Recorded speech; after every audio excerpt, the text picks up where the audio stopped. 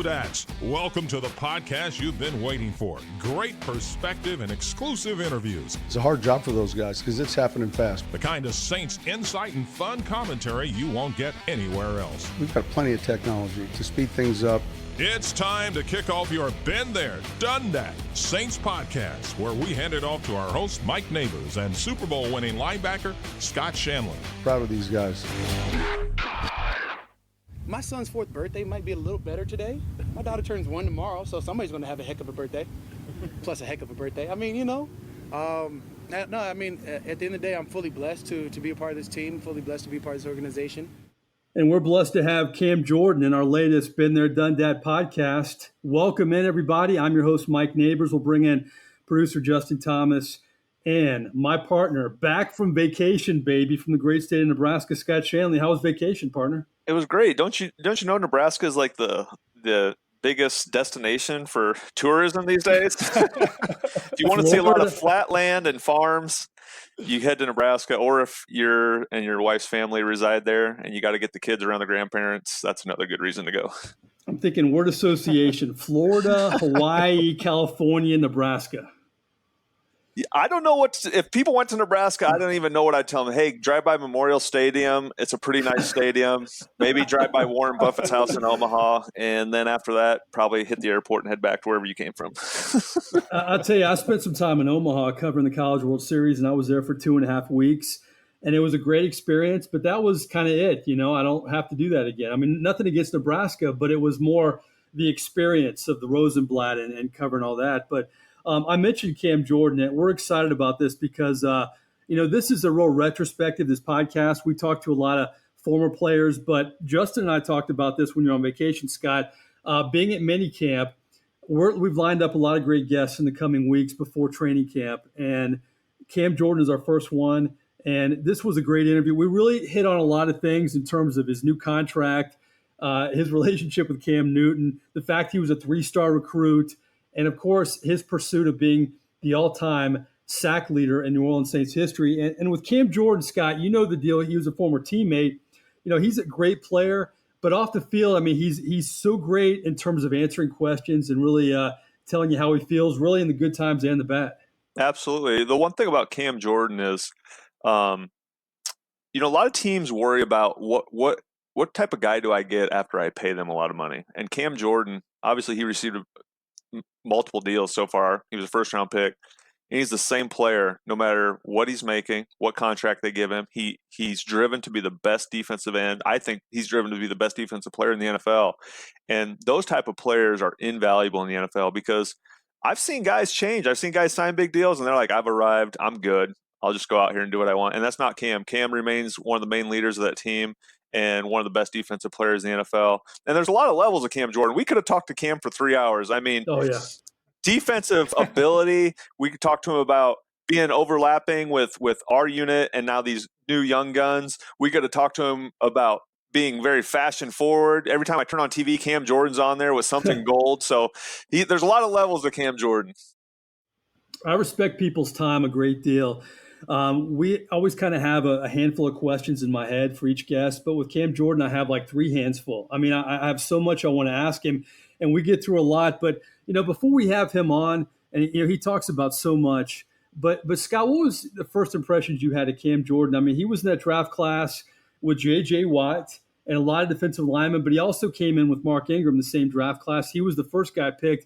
What were your first impressions of him as a rookie? Well, to be honest, Cam kind of describes Marcus Davenport when he first met him, very talented, but a goofball. And that's exactly what we all thought of Cam. We saw a big body, had a great first step, explosive. But, I mean, he acted like he was a kid in a candy store every single day. And the thing I noticed about Cam right away was just an infectious energy. He never acted like he was a rookie. He was not intimidated by being a young guy in a grown man's league. He was not intimidated by the pressure of being a first-round pick. It was almost like he had no idea. So a lot of people took it like, man, is this guy serious? Does he know what the expectations are? But when the time came and he put his hand down in the dirt, he was making plays. And it's still the same Cam Jordon today. And I think that's what why a lot of people gravitate towards him is because of that personality. All right, as promised, we bring in a Saints player who was born in Minneapolis, Minnesota, went to high school in Chandler, Arizona, went to college at Cal, was a first-round pick for the Saints in 2011, a four-time Pro Bowler, and a new contract. We welcome in, ladies and gentlemen, Cam Jordon. All right, Cam, congratulations on the contract. Did you ever think you would be doing a podcast with Scott Shanle as your host? Huh? Me and a podcast? That sounds like too much continuity for me. I'm a very helter-skelter type of person. I'm like, yeah, I can do that every week, and then it'd be like it comes every other week, every third week, every 94th week. You know what I feel like. Do you have a favorite Scott Shanle story at all? Anything that stands out at all? Scott Shanle's so old now. You know, I laugh that what has it been, Scott? It's been 8 years since we've been teammates? 7. That either puts you as Yep. That either puts you as old or me as old. It puts you as but old. I'm always gonna remember like the conversation Scott Shanle would have with Greg Williams. Like if there's anybody to spurn Greg Williams, and as a rookie, like if you're talking back to a D coordinator, you just like mouth drop and shut the hell up. So you're just watching this banter go back and forth. It would be him, Will Smith, and John Vilma bantering back and forth DA. And I'm just like this. I'm like, what the hell is going on? Like, that's power. So like, you know. Yeah, you're like, I can't wait till I'm old and I get to talk to the coaches like an adult, huh? Hey, exactly. Cam, the great thing, you know, do you find it though, the older you get, I mean, you still have a lot of football ahead of you, but you find it more rewarding the older you get to give back to the young players. Like I watch you, I watch Mark, I watch all these guys who looked at me like I was the grandpa in the locker room, and it's rewarding to watch you guys perform. Do you find that starting to trickle in, like the rewarding part of the game, giving back to those young guys? Absolutely. I love having guys who are younger than me that go somewhere and succeed. You know, even if it's not with the team. I wish my guys could be the best that they could be right here forever. But to watch a guy like Akeem Hicks get traded to, you know, the Patriots and then go make a name, not even a name, to be a household staple of a defense over at the Chicago Bears the way he has, that's extreme and, you know, God-given grace and the highest favor that I was a part of his young career. You look at Sheldon Rankins and how last year he had 8 sacks, which is impressive for a D tackle. I look at him and like, hey, like had he not been hurt for the first half of this year, what is he going to do the second half of this year? Like we're working on just talking about staying calm and not wanting to be over aggressive about trying to get back to the numbers. It's all about that right feel in the body. You look at Marcus Davenport, and in a couple of years when everybody's sitting and looking at how special he is, you know, I knew from the day he came in here, I was like, all right, this kid's a goofball, but he's freakishly talented.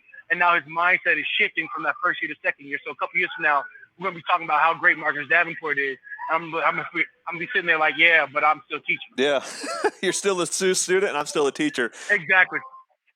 I want to know the evolution of the contract because when the season was over, I know it was tough on every Saints fan, but then people kind of move on to the offseason and priorities. And you would hear this a lot with fans in the media. You know, they gotta re-sign Cam Jordon. I mean, extend his contract. When did you start to know that this was going to happen? You know, the last couple of years, you know, I've been playing around like, hey, you know, I'm not up to date, right? I'm not asking for a lot. Just you know, when my guarantee money out, I want to be guaranteed that I'm here. I got drafted in New Orleans. You know, I've got my second contract in New Orleans, and I wanted the opportunity to continue playing for this organization. So sometime this off season, you know, my agent called was like, it's a very real possibility that we extend. And honestly, I didn't let too much go over my head. I was like, hey, you guys worry about numbers. You guys worry about all that. Let me know if, you know, it's an amicable situation for both parties, and we can go from there. I know the core of this team is very young right now. It has to be a relief for you to get this done way before training camp. It's not going to be an issue next season. But when I asked Sean Payton about Michael Thomas at minicamp, it was right after the announcement for your signing, and he said Michael Thomas is next. I know it's important for a player on this football team to, you know, get your contract taken care of, but it seems like this organization is going to take care of the Michael Thomases, the Alvin Kamaras, the Lattimores, and it seems like that's a priority on this football team moving forward now. Yeah, I mean, absolutely. When you talk about our ability to keep guys in building is a huge part of an organization's success. I look at it as, you know, Michael Thomas being a core guy, Alvin Kamara being a core guy, myself, and to be drafted here and still stay here, Marshawn is becoming a core guy. When you look at it, I feel like, with the strong group of core, you can sort of dictate leadership. As Shanle knows, when we talk about veterans and being in the locker room and having familiarity with the locker room and with the process that goes on, it just smooths a lot of things over with a lot of young guys and newer faces. For that point, you can always bring somebody in who has that right mentality, but for them to work together, be able to mesh together, you got to have a veteran presence that's been on the team. And that seems what the Saints have done. Yeah, I'll let Mike handle the contract questions, but my quick follow-up to the contract would be, I knew Cam Jordon was going to get paid as soon as I saw DeMarcus Lawrence sign in Dallas, because DeMarcus Lawrence is no Cam Jordan. That's just my 2 cents. He doesn't play the run as well. And so much love to you, Cam. You deserve every penny. You've earned it, and I'm happy for you that all worked out. What is it about this team that was able to get up after that loss against Minnesota 2 years ago and come back? I know last year did not end the way you guys wanted it to, and it was another devastating loss, but a lot of teams would not have been able to bounce back. You've seen it time and time again. Devastating losses equal flat seasons the next year. What is it about this team that allowed this team to come back and make it to the NFC Championship game? I mean, you talk about, again, veteran leadership. You talk about Drew Brees and all the seasons that he's done and all that he's accumulated over his career. You have one of the most elite, top-tier quarterbacks you're going to find in the league. So you're already giving yourself a chance. Then you have, you focus on the positive. 2 years ago, we lose to Minnesota, but practically our entire secondary was first-year players in that defense. You talk about first year in the league, Marcus Williams and Marshawn Lattimore. You talk about, a guy who started really getting burned 2 years ago was Von Bell. And then you also talk about the linebacker core. That was the first year that they really played together. And so you give them another year of comfortability, and you have that extra push. For everything that, you look at the negatives, like we were just that close. Like, how do we get back from here? You look at the positives, like we were just that close. With another year of guys understanding our system, another year of work under our young guys, another year of the right mindset, the right mentality. If we push ourselves one step further than we were the last year, we'll put ourselves in position to run to the Super Bowl. And systematically, just like you categorize this year, it's almost the same mindset. Like we were just that close. You figure we would go overtime with the Rams. Had we come out on the other side of that, we'd be playing the Super Bowl. This year is all about, last year was all about living up to expectations. This year is about exceeding expectations. Take it in your mind and make sure that you're doing everything today that you can prove yourselves with season comes for them all.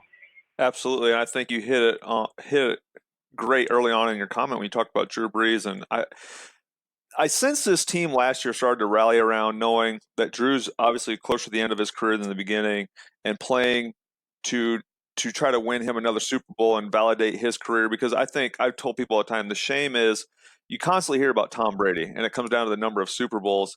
And a lot of people think Drew needs another Super Bowl to validate his success, which I disagree with. Just talk about Drew as a leader on that team and what he's meant to this young nucleus that has started a couple years ago and redefined the success of the Saints after a couple of 500 seasons. Yeah, I mean, you talk about how Drew is the pinnacle. He is the pillar of the Saints' offensive scheme. You talk about how he wants to run his routes. Michael Thomas comes in with that big chip on his shoulder that he would second round, and Drew automatically comes to him, and they automatically vibe. They have that situation where it's like, hey, I need you, just a split hair wider for this route, and when you make a double move, this is where I'm gonna hit you, and it's that stability for Mike Thomas to come in here knowing that you have a proven quarterback, a quarterback who not only won a Super Bowl but has consistently thrown for multiple 5,000-yard seasons. You have a guy that you know is going to air it out. You come into Alvin Kamara, and it's like, hey, you're going to be the backfield, but at the same time, we're going to split you out. You're going to see what you can do in the open field. It's like, this is where I want you. It's not a freelance situation. This is exactly what's going to happen. You have wiggle room here. This is what, so I can read off of you. And as a defense, that's mind-blowing when you have, 2 or 3 guys that you connect with on such a high level. Of course, you miss out on Mark Ingram and his ability to sort of expand in the last 2 roles. His ability and his role has sort of expanded in the team the last 2 years.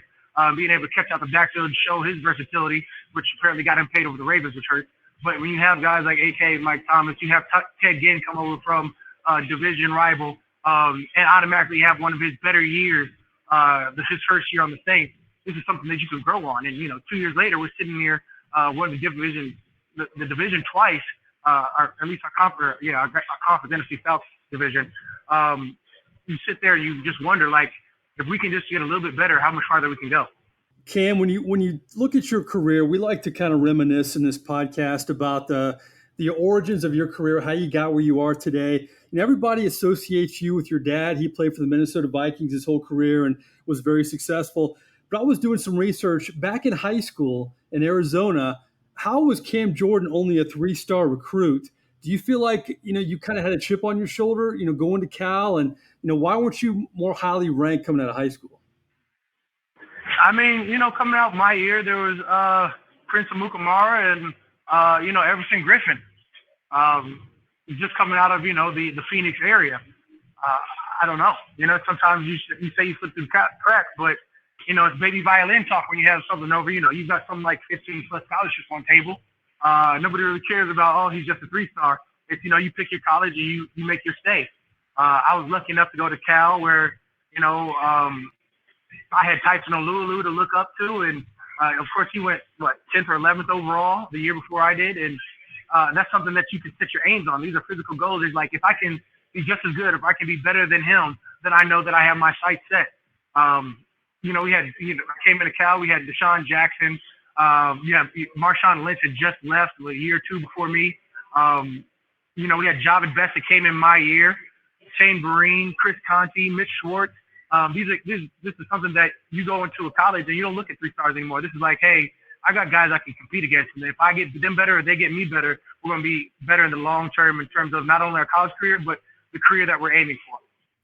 Your senior year at Cal, you were all Pac-10, but to me, the Senior Bowl really was a turning point in your career, wasn't it? I mean, you really had a great week in Mobile.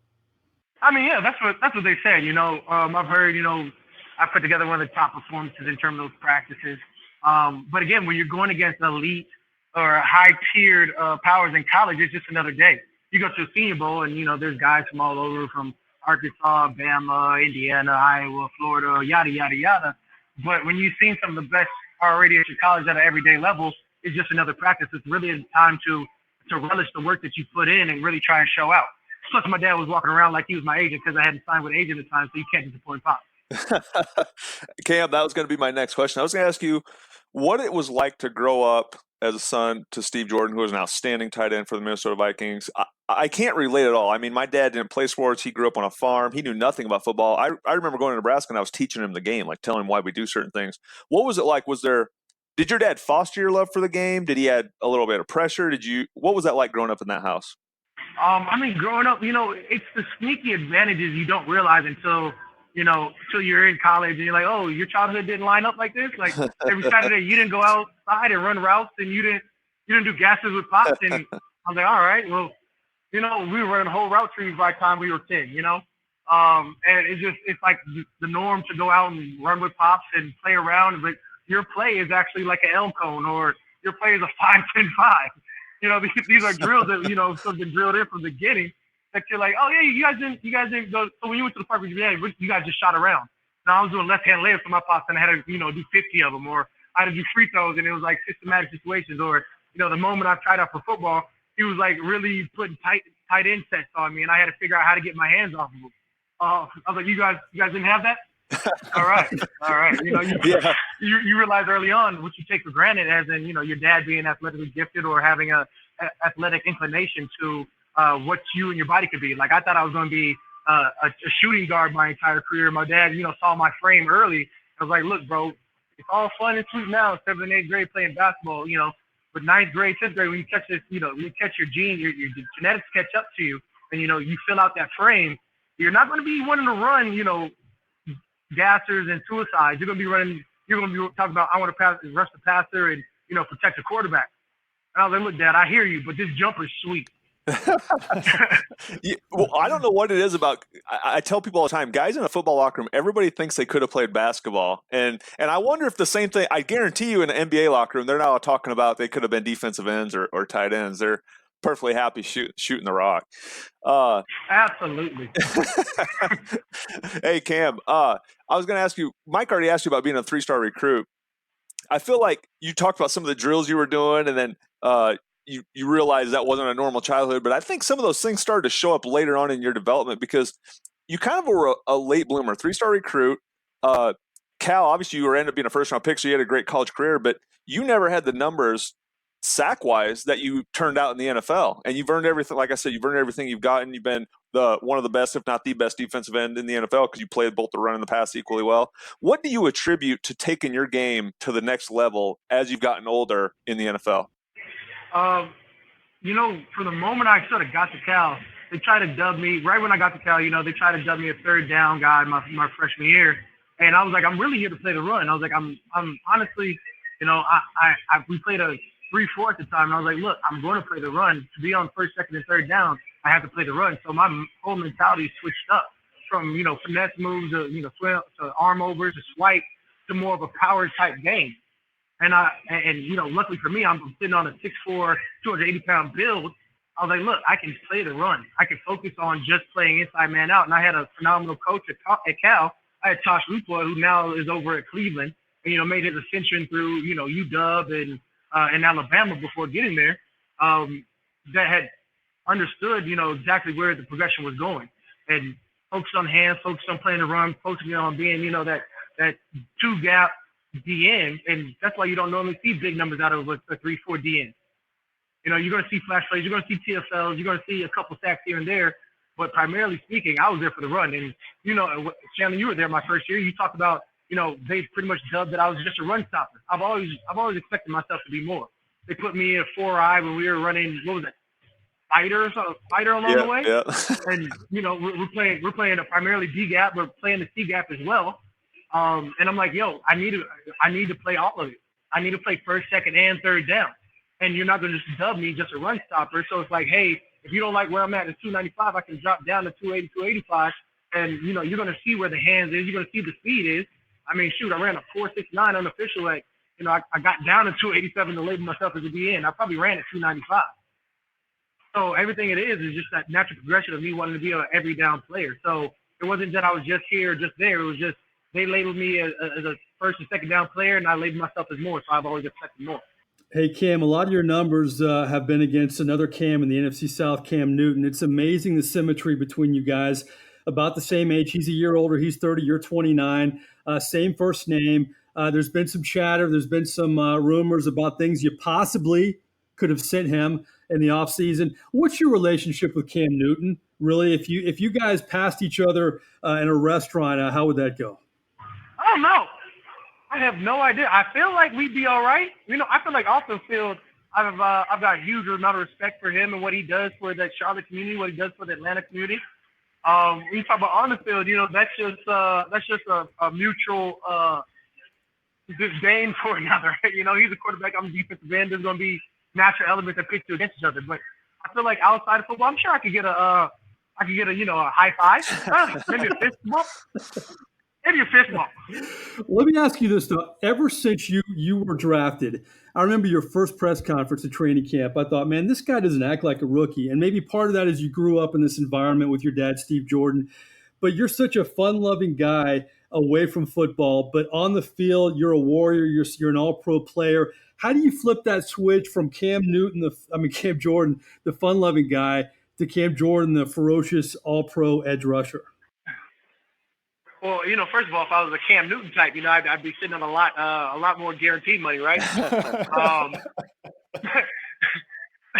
being said, you talk about, when I first came in, they're like, I don't even think, one of our defensive coaches even called me by my first name the entire year. He probably talked straight through Shanle and John Vilma to me. He's like, hey, Shanle, who's this young kid? This silver spoon mother lover. Like, where'd he come from? Why is he talking to me?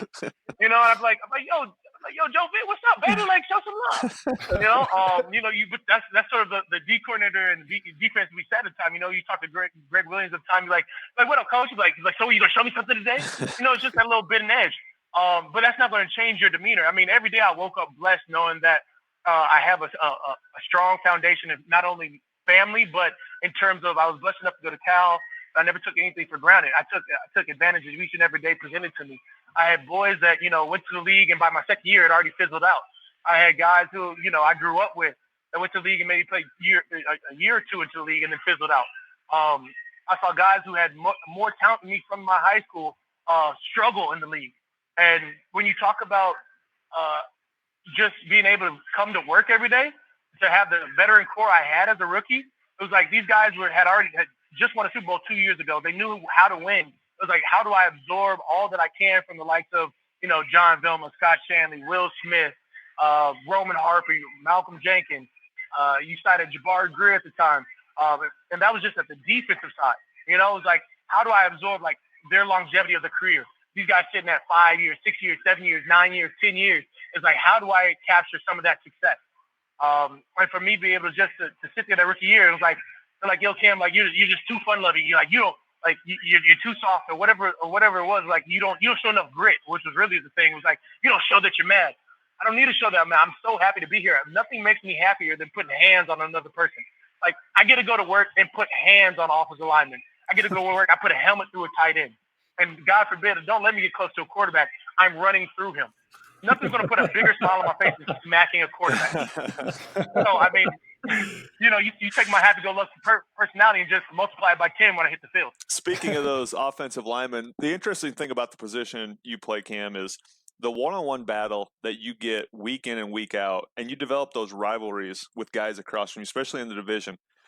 Who's the toughest offensive tackle you've had to go against, and who do you look forward to going against? Because you're going to have some good numbers after the game. I feel like I'm going to have good numbers versus any offensive tackle, depending on the quarterback situation. Whether it's a smart quarterback or a bigger quarterback who's going to take a little longer with his throws. I absolutely love my version of one-on-one. Like, if I can just get the tackle, I'm going to have a good day. But when you talk about some of the best guys, I mean, that's in building already. I feel like Ryan Ramczyk has jumped from his first year to his second year, and to his third year. There's going to be no better right tackle than him. I feel like Mitch Schwartz is great out. Well, I can't wait to play him again. And I played him in college. We're the same year. We came in Cal 07. And so for him to have the career that he had, I can honestly say I love the way he's changed his game and evolved to being one of the better right tackles. Now, you talk about left tackle, I've got to go against Teron Armstead, and automatically, you feel like as a left end, you feel uncomfortable on the right side, and going against one of the best offensive tackles in the game is only sharp with those skills. So when I play, when we play Dallas and we have to go against Tyron Smith, who I consider to be the probably best tackle in the game right now, you feel comfortable doing it going against Teron, who is, if Tyron's 1A, that's 1B right there. Cam, I know legacy is important to you. You mentioned this at your press conference when you got your new deal about how you'd love to spend your whole career with one team. That's a big part of what you want to have. Here's what Sean Payton said about your legacy and about, what you've meant to the New Orleans Saints. When his career is over, we can decide the elite, the great, the good, the very good, the 10s, the 8s. I know he's good enough right now. I'm watching him. I think he's, one of the better defensive ends, run and pass. So I'm glad he's on our team. All right, you're 44 sacks shy of Rickey Jackson's Saints record. Granted, he's a Hall of Famer. How good can Cam Jordon be for how long? And can you get that record potentially? I'd say for the next, 7 to 8 years. I keep trying to tell people I want 15 strong. And then, if they diminish my role into a third down pass rusher, then fine. I'll go, John Abraham, that thing. But honestly, I don't know. I don't know if I want to stop. I look at guys like Julius Peppers, and I think he's all world. I grew up watching J Pep, and then I was watching the Freak, and now to be sitting at the Freak finished with 74, 75 sacks. I'm sitting right there. The Freak being Javon Curse anyway. So I'm looking towards my next goal, and Rickey Jackson seems to be reachable to me in the next 4 to 5 years. All right. Well, you've answered every question so far, but you haven't answered all of them. This is our last segment. Justin, our producer, you know what time it is.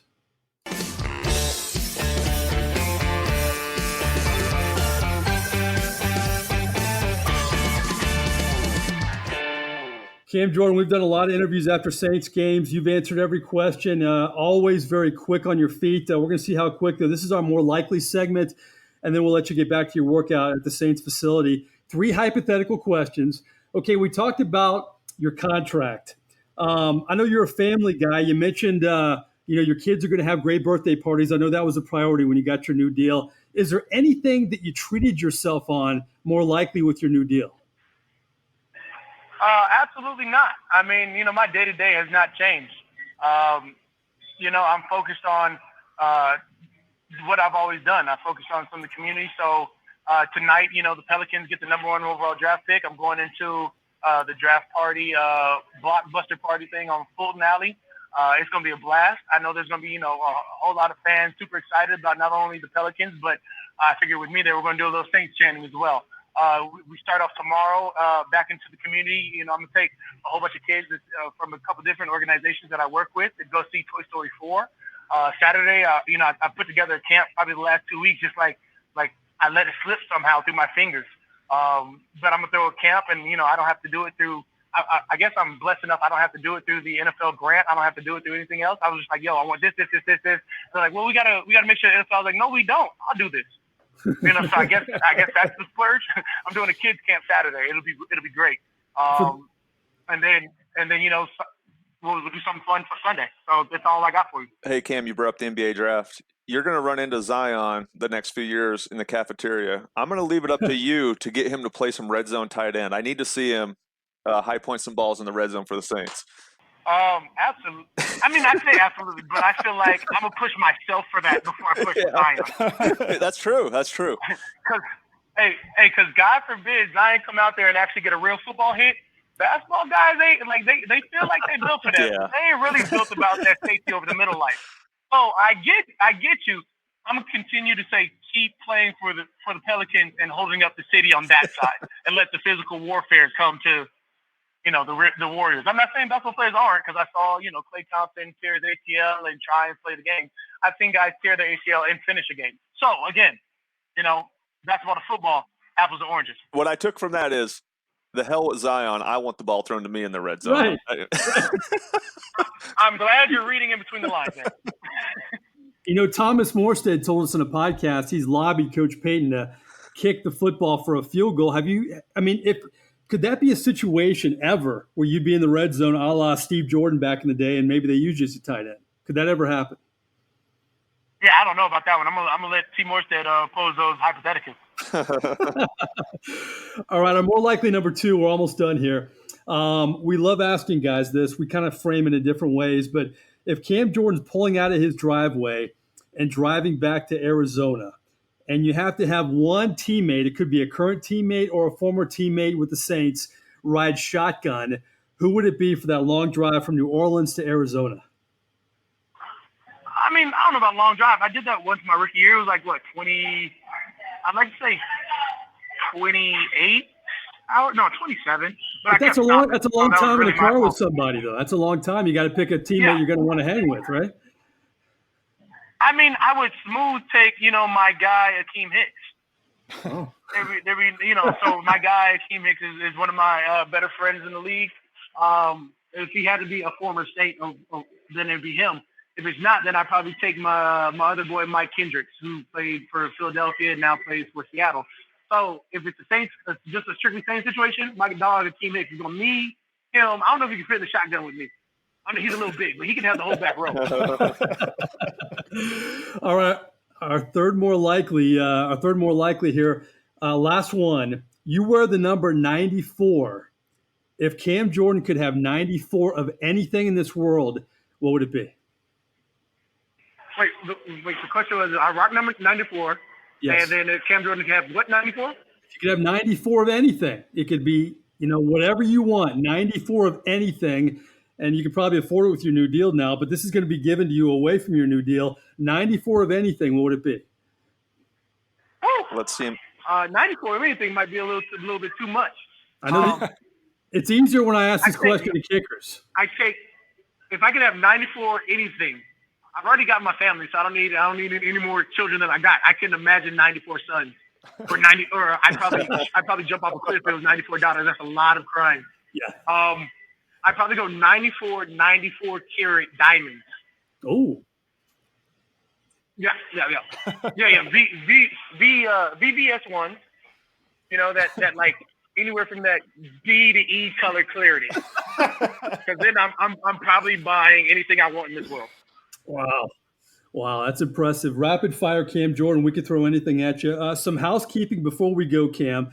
Our producer, Justin Thomas, his wife, Karina, she grew up, she went to college in New Orleans, but her favorite player is Cam Jordan. If you can give a shout out to Karina real quick. Karina, I appreciate you. You're smart. You're loyal. Make your man buy you a car, a house. If this day and age, you do it yourself, girl. You important. We appreciate you. Thanks, Cam.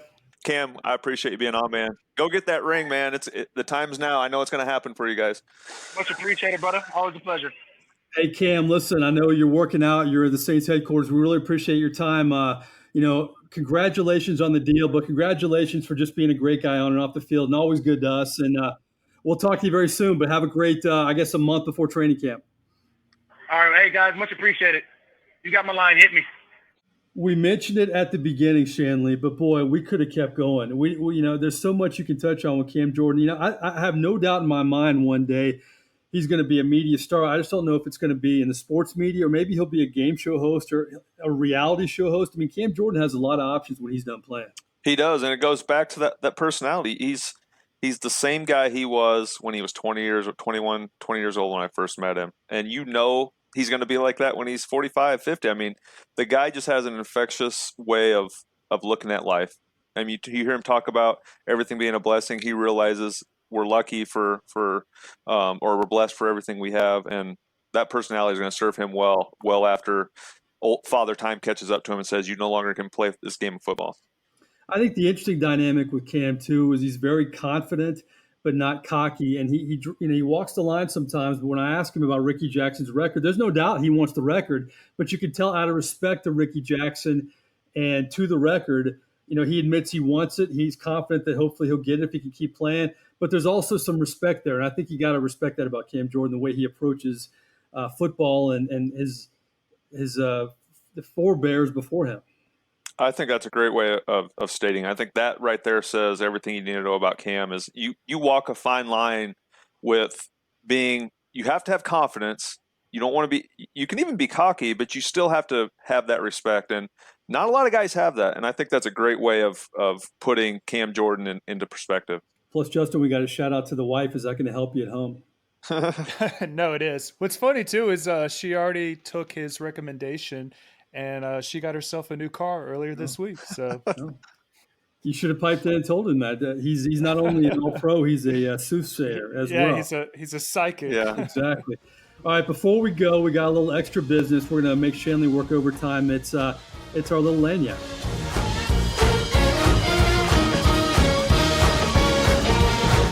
All right, Justin. First up, I know you always have a little extra for us. What do you got this week? I'm excited for the NBA draft tonight. I'm sure everyone knows who the Pelicans are going to take number 1 overall, but just having that number 1 overall pick, getting Zion Williamson, I'm excited. The haul that they got from trading away Anthony Davis, I'm excited for the Pelicans going forward. I think they're going to be a really good team, very competitive, if not immediately in a couple of years. I think they have the right management team now. Yes, I mean, I agree. They're pushing all the buttons. That's something they've lacked too. Dell Demps just wasn't making a lot of right moves for this team, especially after they got Anthony Davis. So we'll see what happens there. But Shanle, what's your lanyard? Yeah. Quickly with the Pelicans, I'm excited about that team too. I just need LeVar Ball to pipe down and don't bring New Orleans onto the scene for all the wrong reasons. Just let your kid play, LeVar.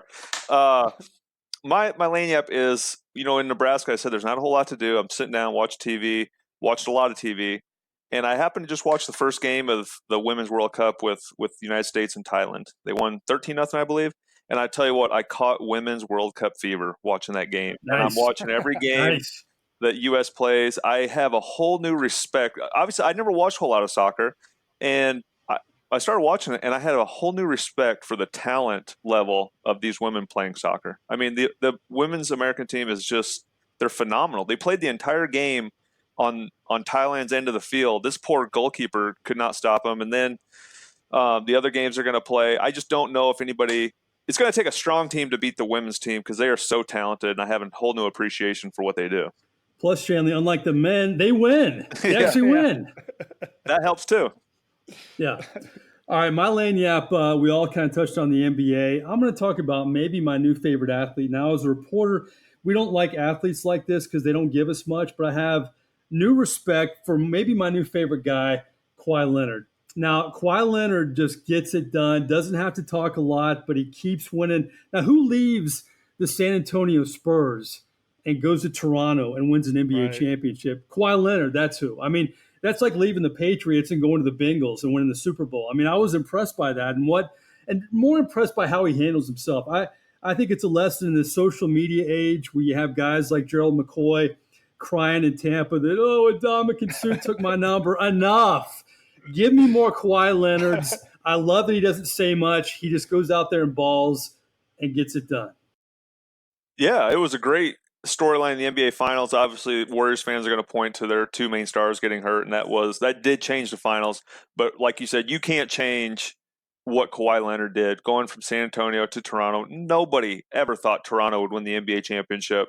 And with his personality, he's such a conundrum. I mean, the guy won't fist bump his teammates before games. That kind of went viral. You saw. I mean, he's got a crazy, weird laugh, but he goes out and he is a great two-way basketball player. That's what I appreciate about him is he plays defense, and nobody plays enough defense in the NBA anymore.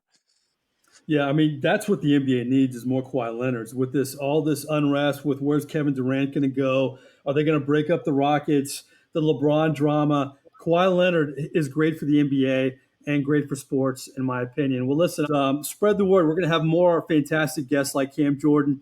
We're getting more downloads each week. You can catch us on iTunes, Podbean, Stitcher, Spotify, and Google. Another great guest coming up next week. And I know this is kind of the dog days before training camp, but we'll keep you entertained with more great guests on your Been There, Done That podcast. For our producer, Justin Thomas, for my back from vacation partner, Scott Shanle, I am merely Mike Nabors. We'll talk to you next week.